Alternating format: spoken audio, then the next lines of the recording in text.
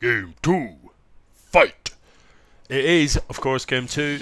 Malacof versus Erg. In the first game, Malacof just, trounced Erg with a fairly unpleasant cannon placement. This is Game 2. Let's see what happens. So, Malacof, the Protoss, here he is, down in the bottom right.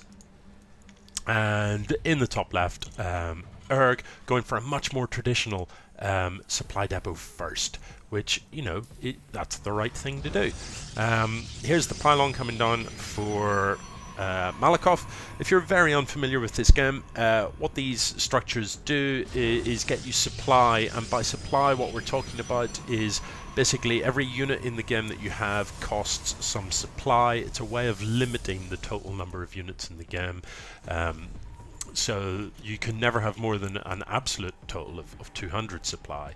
But you start the game with a sort of town hall, if you like, a command center or whatever that's worth a whole bunch of supply. And then you have to build these things, and each one of these adds another rate of supply.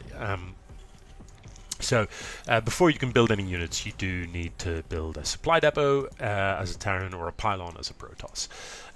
Again, this really early forge. I wonder, is Malacof going to go for similar filth in this game? He has got the gateway down as well, so it doesn't look completely all in or anything like that. But nevertheless, a very early forge. Now this time, this seems like an earlier barracks. In the last game, we saw Erg go for this sort of doubled gas setup. I don't see the value in this. You're mining gas, but what are you going to spend it on? You've only got one barracks. Don't do that, please. Don't do that. And moreover, you've got 2 workers in this one and 1 in this one. You could put that guy in there, and this doesn't have to be there. That's just sort of 75 minerals that you could have spent on something different.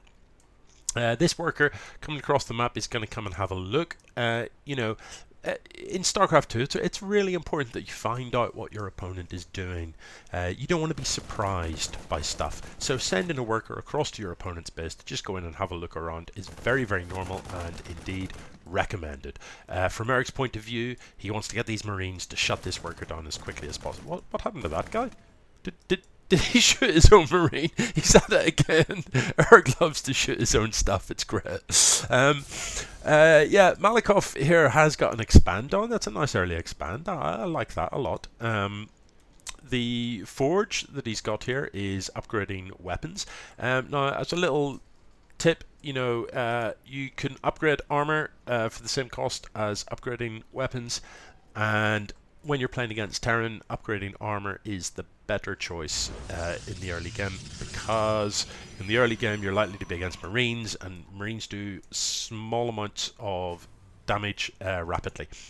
Pylon has come down here and he's hiding that worker, so I wonder if he's got something in mind down here. Is he going to proxy something? Is he going to warp in some units or something? It looks like Malacof has a plan though. Photon cannon at the front door. What I was going to say before I got sidetracked by the upgrade was that, weird. Not unusual if you are going for a reasonably early expand to throw down an early-ish forge. And in fact, forge fast expand used to be a thing in StarCraft 2 where you would go forge first into Nexus, and the forge was there so that you could build cannons to keep your early expand safe.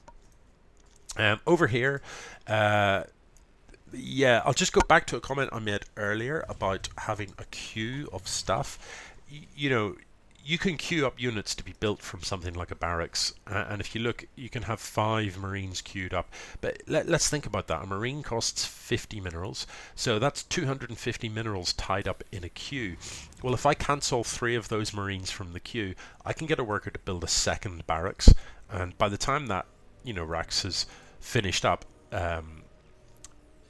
I've got plenty of money to then start building Marines 2 at a time, and I've got an extra building, so that's why I don't like to see lots of units queued up to be built, because really, if you've got enough money to put them in the queue, you've got enough money to create another structure to train units from so that you can build units faster.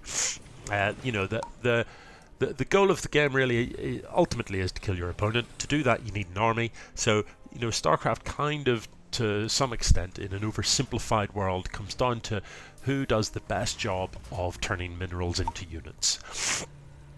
You know, and the more production facilities you have, the better you're able to do that. So things I don't like to see are queues. Things I don't like to see are idle workers. Things I don't like to see are idle structures. You know, you've built a barracks, use it. It's not like you're short of money. You've got 1,000 minerals in the bank, so these should be building stuff. Because that's the point of mining the minerals. Okay, so let's have a quick peek at the army supply. Very, very even worker supply. Malacof ahead, as you'd expect. He had a much earlier expo done. But I do know he isn't building workers, and you know, neither his men or his natural is saturated with workers. So, you know, as a general rule in StarCraft, in the early stages, you never stop worker production.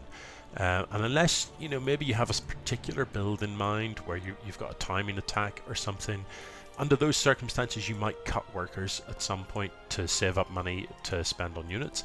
But if you're just playing a pretty standard game, you know, you don't stop building workers until, you know, arguably until you've got 3 bases up and fully saturated. Okay, so some units coming across the map here, and this forward pylon is being used to warp in these units. If you're playing Protoss, that happens once you have a side core.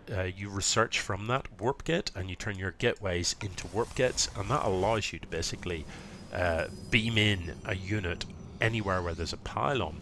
It takes a while though. If you build a warp gate next to the pylon, it's much quicker. So i.e. warping in units at a pylon is faster if the pylon is powering a warp gate. I think it takes half the time. So quite a lot of units up for the Terran as well, but Erg has no idea about this stuff down here.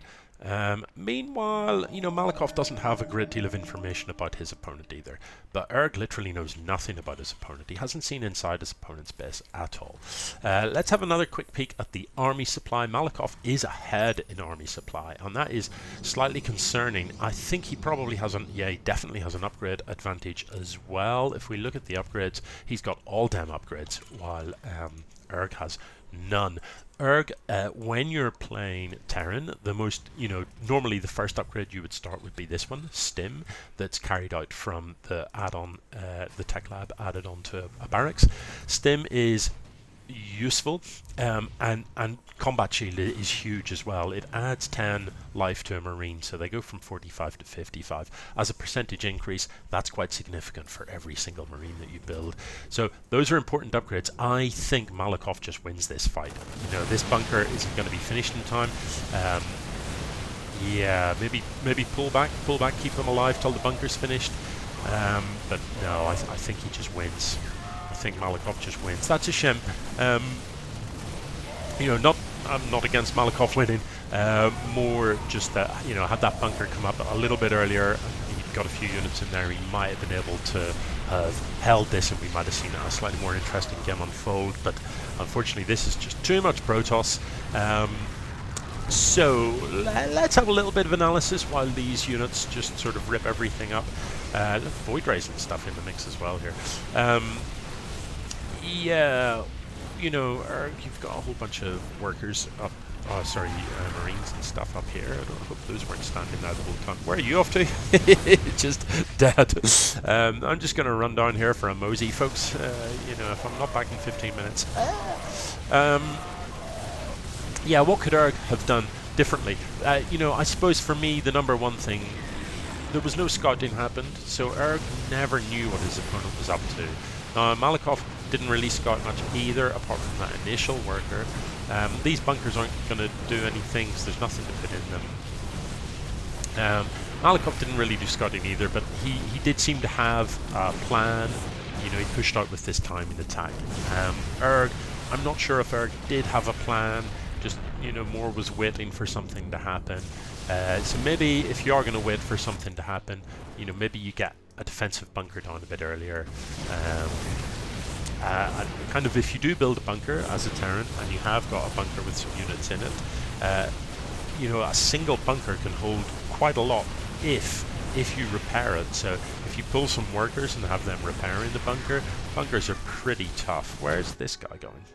What are you? Oh, really? So Erg is just going to build a sneaky base down here, just to troll his opponent. Really, the game is over, of course, but GG. Yeah, nice touch.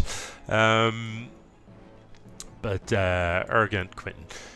Yeah, so perhaps had he scouted, he might have caught wind of the idea that his opponent had an earlier expand up. Just surrender. Yeah, or if he had something out in the map, he might have seen this push coming across the map and got the bunkers down earlier. You can still come back from this. Yeah, totally, dude. You can come back from this. It's still good. You've got this. Yes. But, this first match then has gone 2-0 to Malacof. And he's looking like somebody that's practiced a bit of StarCraft. He's got the basics done. He is sort of not allowing himself to become supply blocked. He's not making a lot of the sort of standard mistakes that people make, which is to not attack, to stay at home, to not have a clue what their opponent's doing. So he looks like currently like someone that's going to take some beating. Not sure about these Void Rays. I don't know, were they part of the original plan, or did he accidentally build a Stargate, or what? I don't know. Yeah, not that Void Rays aren't a thing, they are, but I just wonder if it was part of a plan. So if we look inside his base, we can see, quite a few production structures. And that's absolutely crucial. Once you're on two bases, you have quite a big income, even with all these production structures. Look how much spare money he's had at the end of this game. Yeah, so 5 gateways here. If I rewind this a little bit to just about here, and we have a look at how many production structures his opponent had. I don't think that he had any on the low ground here. There's this one. There's only 2 barracks here. So once you're mining off a couple of bases, your barracks will end up with queues of things waiting to be built. You can't possibly spend your money quickly enough with only 2 production structures. Malacof, meanwhile, he's got these 5 gateways to build units from, and additionally he's got oh dear, he's got 1,000 quid's worth of Void Ray in a queue. But additionally he's got this Stargate, so it just means he can do a better job of spending his money. And you don't win a game of StarCraft by having money. You win a game of StarCraft by spending money. Mine the money and spend it as best you can. So yeah, I'm still pretty impressed by both players. Eric built stuff. He's got the basics of the build looking okay. Wasn't quite as polished as Malacof in this game, but I have seen plenty of first round contenders that Erg very comfortably would have held against and possibly then gone on to crush. So I'm feeling optimistic about both of these players. So hopefully you guys have enjoyed watching the games. I've enjoyed watching the games, and I am looking forward to some people sending me some more replays. GG!